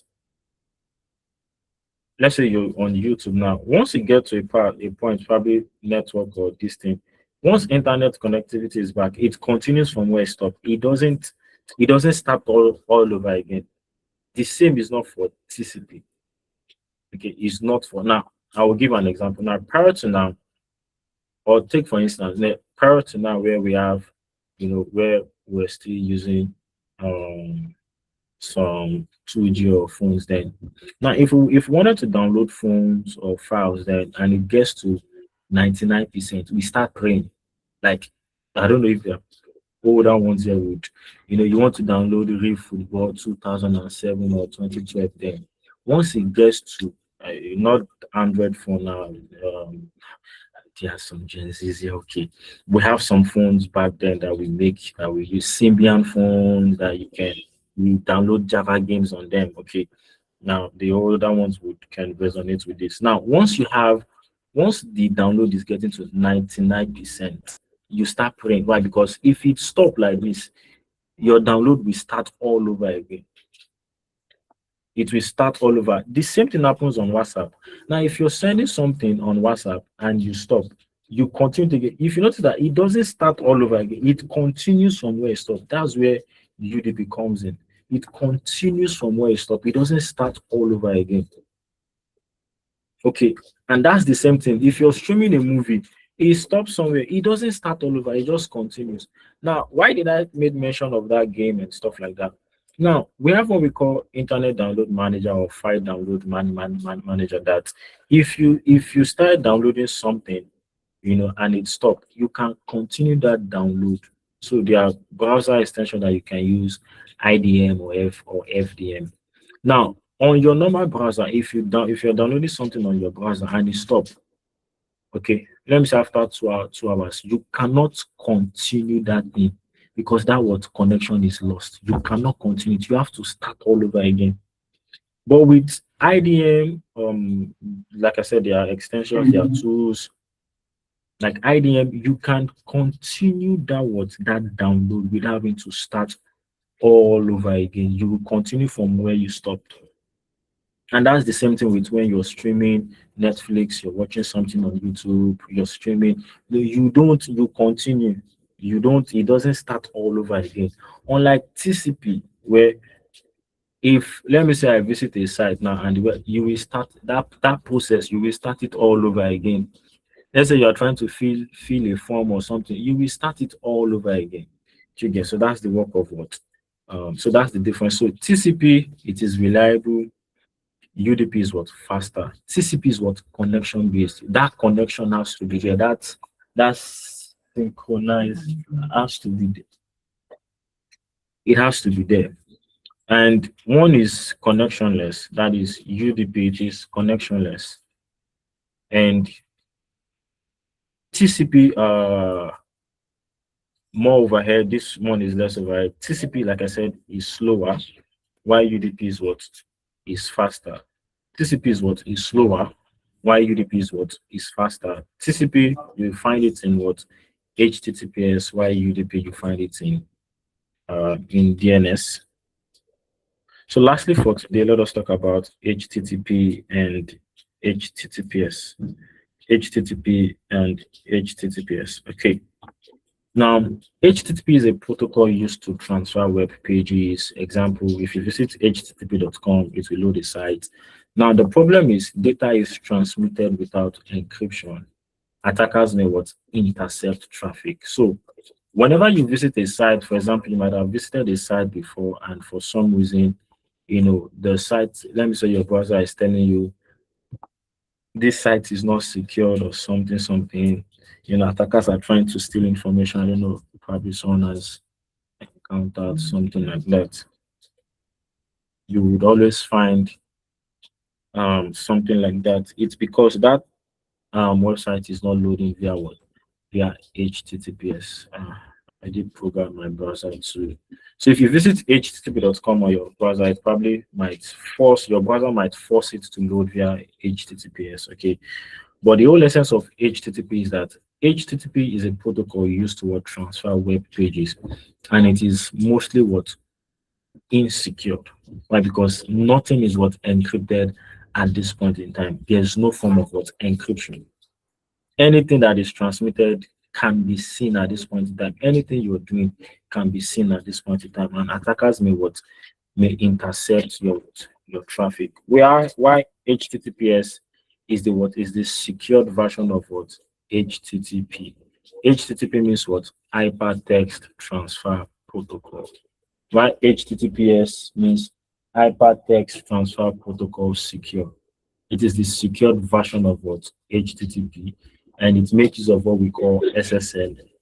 SSL means secure socket layer. So SSL is that padlock icon you see on a website. If you're using Chrome or anything, so if I click here, you will always see website. Now you're saying something, say connection is secure, and that's because we're making use of what? HTTPS. So this website is being loaded via what? HTTPS. So this SSL is a certificate that will be issued by, excuse me, that is usually issued to for authenticity to confirm that, oh, this site is legit. So those are some programming stuff. I wouldn't go deep into it. So that's the whole concept of what HTTPS. So once most times you might visit a site and it tells you, oh, this site is not secured. Are you sure you want to continue? Blah blah blah. So you have to be careful and to check if the site is really secure, because your browser most time will try to force it to load via HTTPS, and once it doesn't find it load via HTTPS, it will just tell you that most times it might be it might all the time such sites are most times legit, but some so you have to be really really careful, okay, when you're making use of such sites, just to be sure that you know it's a legit site. So what HTTP does is provides encryption. Encryption has to do with what the how do I put it? So when you say something is encrypted, it is making it what unreadable, such that you cannot understand the context of that what of the information that is being passed. It provides what authentication, and it provides what data integrity, such that data cannot be what altered. And I think we did that in the last class. So that's the whole concept of what HTTP. HTTP, it's just there. Why HTTPS? So it's usually advisable to load a website via what? Via HTTPS. Okay, guys. So thank you so much for listening. This is where I would answer all of your questions.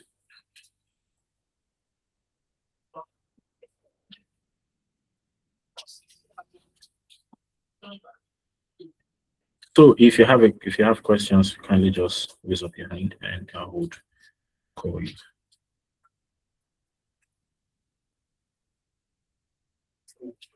Okay, who is the first person? Samson Gabriel.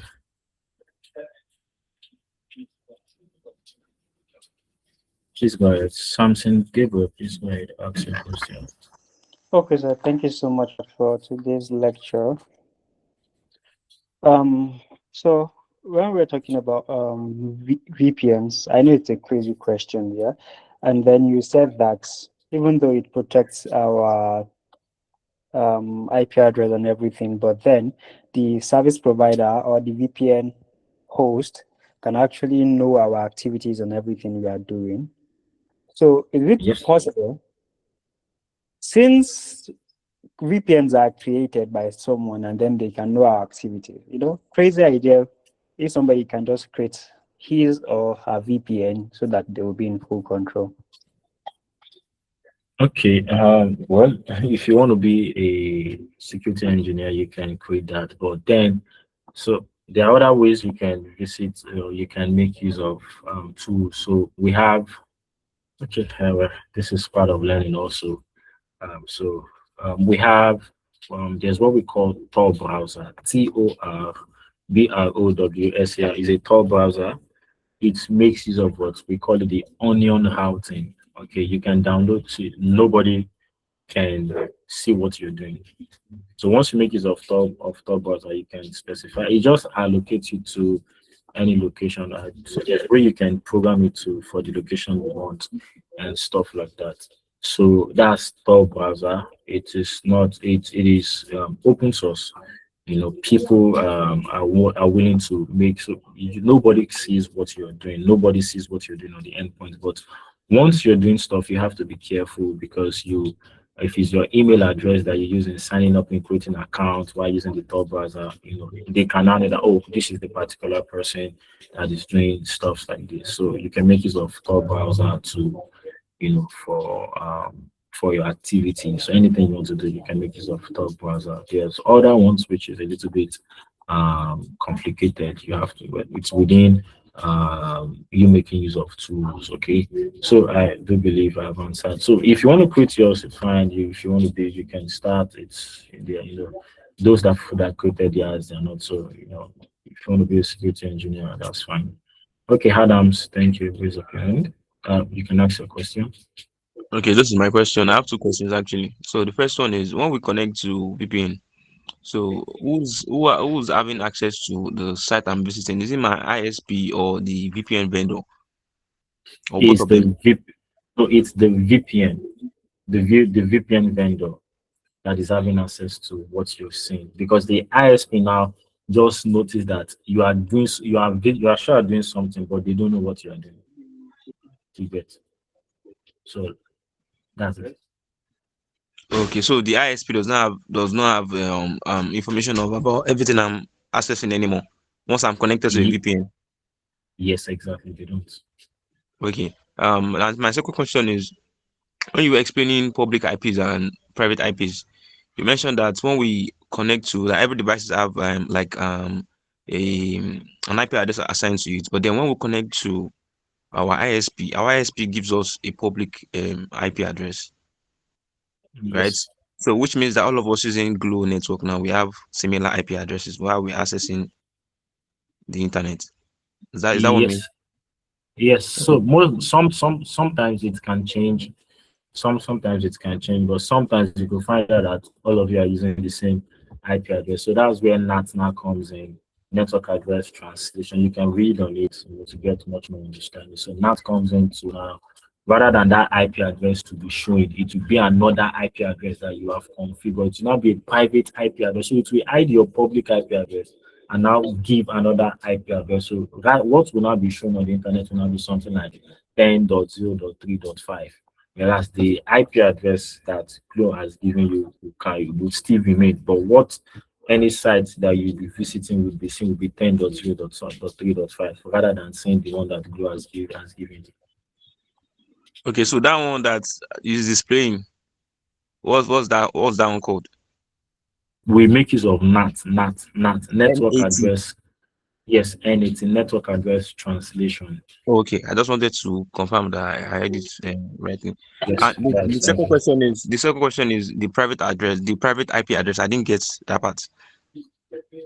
So the private IP addresses are used locally within local networks, and what it does is basically, so with NAT you can have a private IP address. You can create a private IP address, and rather than your Glue IP address to be shown, it will be that private IP address, because now nobody knows who owns that private IP address. Unlike that Glow, that it is public, everybody that, oh, it is good that makes use of this what public IP address. So that one now becomes, it's your own private IP address. It can be 10, you can configure a 10 dot, it can be 10.0.3.4, 10.0.3.9. I'm just saying the IP address range, you can configure, so you can read on it, you can try to, well, I use most of my NATs, within my hacking tools and virtual machines. So Oh, okay, okay, got it, got it. So guys, please, I want you to ask me questions. I don't, when people don't ask me questions, I don't know. Is it that you understood everything that was said?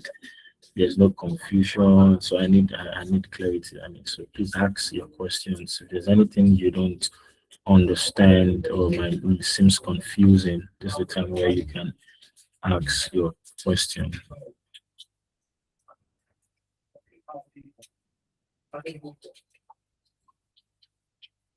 Wow, so there's no question. Okay, so I believe everyone understood everything. So, guys, thank you. I do hope it was you learned something new and I didn't bore you, because I know it's quite it's a lot. I definitely know it's quite a lot, because I mean there's so many things. Networking is really a lot. Okay, it's a lot. If you know any network engineer out there, they'll tell you that network is quite a lot. So I just have to, just give you what is needed, because there are a lot of stuff in networking even aside from this. So you can go on to Cisco. Cisco provide, networking materials that you can read on, and just to, broaden or just to learn more. Okay, you can go over to Cisco, create an account, CISCO, just search them online. It's one of the recommended platforms to learn. Okay, Adams, okay, just ask your Okay, question. the MAC address now. Like, I don't really understand that MAC address. I think when you were explaining it, you mentioned that it's a media something like is it media related, or I didn't really get the MAC address. Okay, MAC address means media access control, and it is a unique identifier for every devices. Every device has a MAC address that we use in what identifying each device. Okay, it's an hardware encoded. Okay, it's more or less like hardware. So let's say you built a car, you give a car the model number.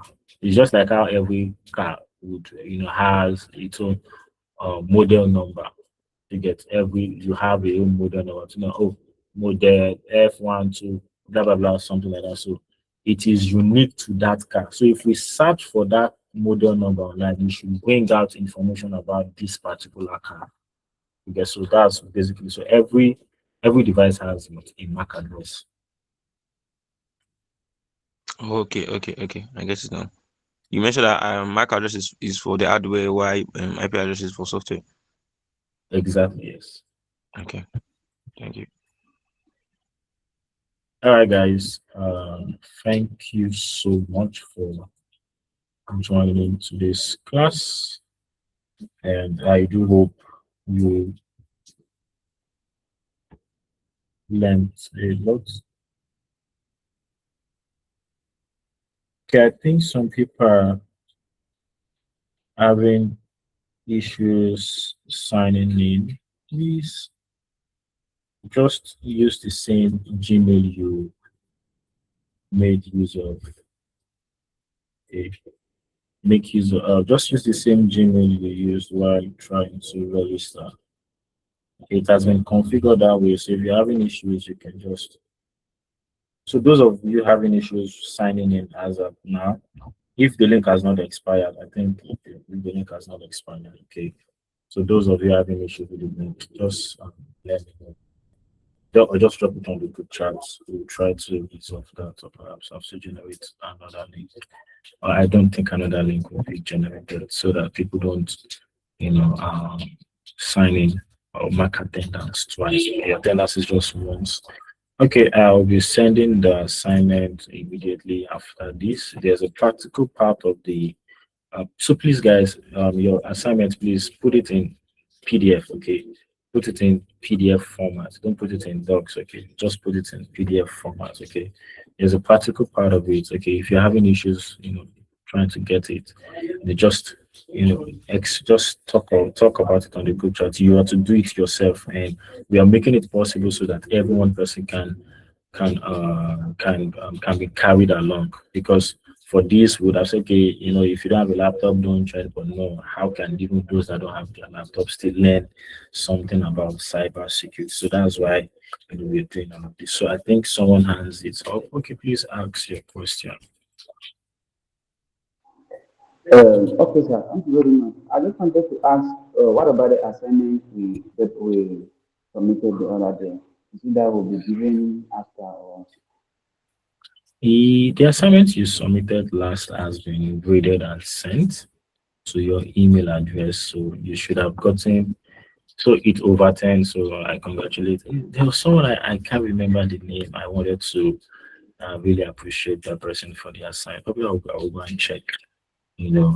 Person really did well. So all of the assignment, most of you used AI. Like I was seeing AI content, I'm like, okay, may I teach you this one? Really? And did I teach you this? So we just have to stick to assignment that even AI wouldn't be able to help you. So those of you that are laughing, that you use AI. When I said, I was like, okay, people are really, really smart. Though. I need to say, but at least well done. And also some of you that got lower than 10, basically because it wasn't well structured, so you have to put, it's not just about the content, it's how you also structure your assignment. That is super important. How you also structure your assignment, your formatting. We also look at those things, is also important. Okay, you have amazing content. So don't just put it, just put it anyhow. Structure it. Okay, I think there was someone that even called beautify the. I mean, a lot of thank you for making it look beautiful, even without even having to read it. I just said this one should score 10 because for you to take your time to beautify it, I just not necessarily just assume that I had to read everything, so I graded every 1%. So thank you for. So check your mail. You should have received the email. So if you scored 10 over 10, thumbs up to you. Okay, and if you got 9 thumbs up, I think highest or lowest was around 6 or 7. Okay, so well done, guys. And in the absence of, or is there any other thing, any question before we call it a day?